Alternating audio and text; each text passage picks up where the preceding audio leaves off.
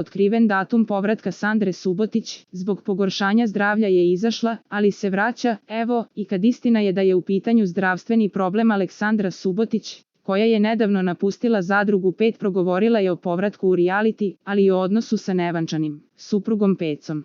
Podsjetimo, ona je napustila Zadrugu zbog pogoršanja zdravstvenog stanja. Meni je boravak u ovom realitiju veoma pomogao da sredim svoj odnos sa Pecom. Mi smo sada u ljubavi baš onako kao na početku veze.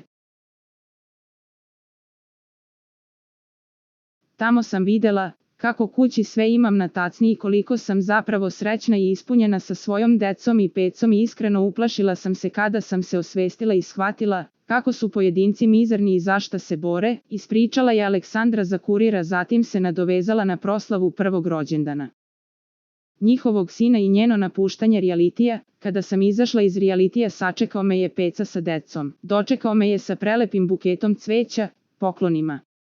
Prezadovoljna sam proslavom i za detetov rođendan, jer je bila po mojoj želji.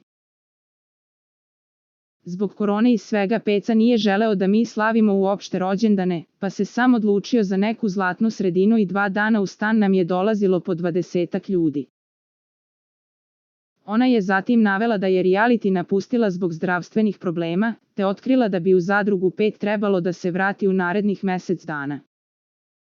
O razlogu zbog kog sam izašla iz Zadruge ne mogu da pričam, ali istina je da je u pitanju zdravstveni problem. Iz godine u godinu, reality je postao sve ekstremniji.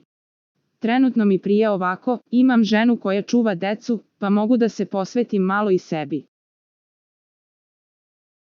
Trebalo bi u narednih mjesec dana da se vratim u Zadrugu, ali to ćemo sve da vidimo jer je to komplikovana priča, rekla je Subotićeva za pomenuti list.